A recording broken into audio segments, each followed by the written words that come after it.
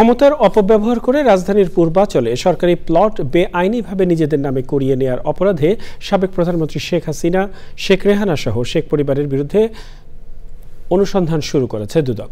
অবৈধ সম্পদ ও অস্বাভাবিক লেনদেনের অভিযোগে সাবেক বিদ্যুৎ প্রতিমন্ত্রী নসরুল হামিদ বিপু, আত্রাই উপজেলা নির্বাহী কর্মকর্তা কামাল হোসেন সহ বেশ কয়েকজনের বিরুদ্ধে মামলা করেছে। রুকসানা আমিনের রিপোর্ট।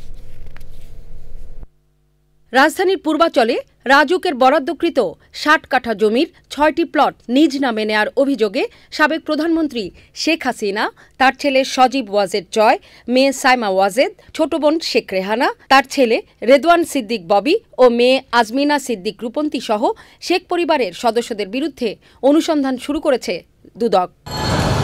বিকেলে ব্রিফিংয়ে অনুসন্ধানের বিষয়ে কথা বলেন দুদক মহাপরিচালক। ক্ষমতার অপব্যবহার, বিভিন্ন অনিয়ম ও দুর্নীতির মাধ্যমে রাজুকের ঊর্ধ্বতন কর্মকর্তাদের যোগ সাজশে নতুন শহর প্রকল্পের ২৭ সেক্টরের কূটনৈতিক জোনের ১০ কাঠা করে মোট ৬০ কাঠা ৬টি প্লট বরাদ্দ নেয়ার অভিযোগের বিষয়ে অনুসন্ধানের সিদ্ধান্ত গৃহীত হয়েছে।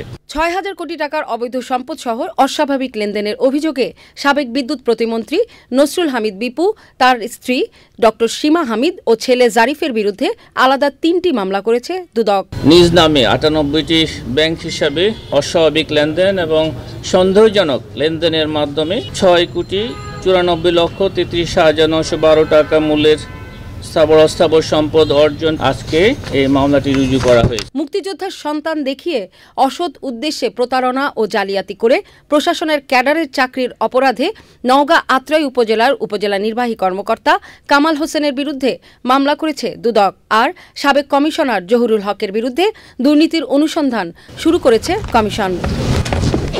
রুকসানা আমিন, চ্যানেল আই, ঢাকা।